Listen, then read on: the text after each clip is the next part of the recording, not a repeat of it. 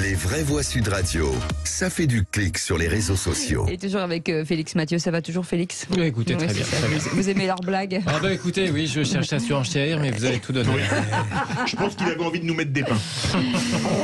Allez, on revient sur une nouvelle défection symbolique pour l'hommage national à Gisèle Halimi. Mercredi, l'un de ses fils annonce refuser d'y participer. Oui, le journaliste Serge Halimi, il ne viendra pas à cet hommage qui survient, souligne-t-il, en pleine mobilisation contre une réforme des retraites que, selon lui, l'avocate et militante féministe aurait combattu, dit-il. L'ancien directeur du monde diplomatique, Serge Halimi, dit avoir été subitement informé, selon ses termes, par la présidence de la République, en même temps que la presse de cet hommage le 8 mars, en même temps donc que la journée internationale du droit des femmes.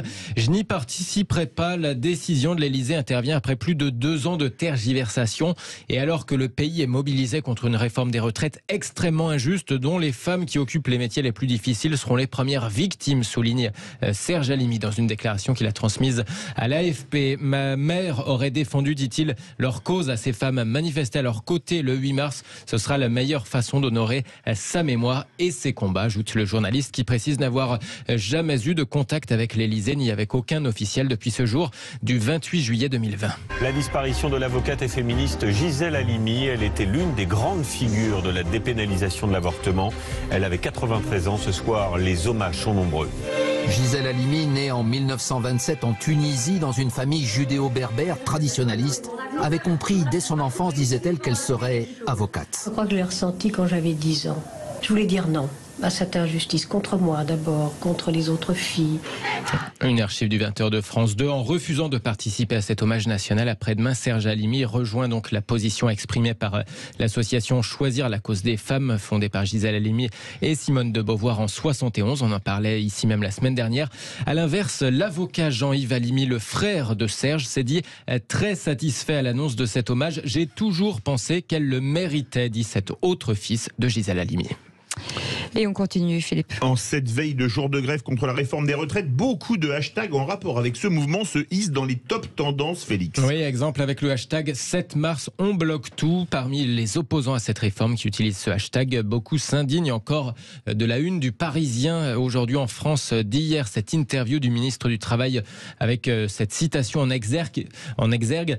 C'est une réforme de gauche, affirmait Olivier Dussopt hier à la une du Parisien. Un collectif de militants insoumis, par exemple, il fait référence en tweetant « Demain, pendant qu'Olivier Dussopt révise la différence entre sa droite et sa gauche, nous, on garde le cap ». On a aussi, par exemple, le premier secrétaire du PS, Olivier Faure, qui tweet cette une d'hier du Parisien avec ce commentaire d'Olivier Faure. C'est une réforme de gauche, c'est même pour ça que seule la droite est prête à la voter.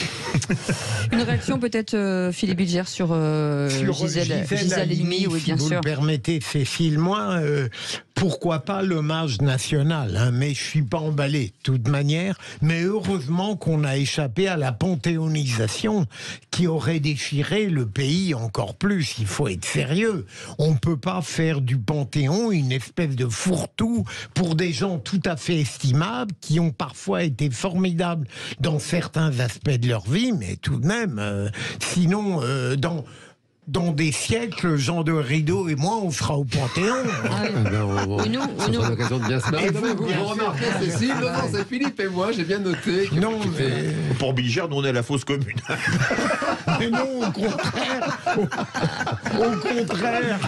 puisque je viens de regretter la banalisation du Panthéon. Ah, parce que vous ne mettez pas dans une fosse commune avec Philippe David tout le restant de ma mort. Je vous tiendrai, je vous vous ferez des blagues sur les pains et tout, c'est vraiment... Jusque dans sa tombe. Allez, jusque dans sa tombe.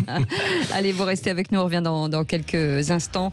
Bien entendu, pour le tour de l'actu des vraies voix, puisque elles aussi, elles ont en tout cas, ces vraies voix ont une actu importante qu'elles veulent mettre au devant de la scène. Et puis, on va revenir sur ce coup de projecteur à partir de 18h30, sur ces manifestations de grande ampleur, des grèves reconductibles dans tous les secteurs stratégiques. On va en parler dans quelques instants. Vous voulez d'ores et déjà vous inscrire, 0826 300 300. À tout de suite.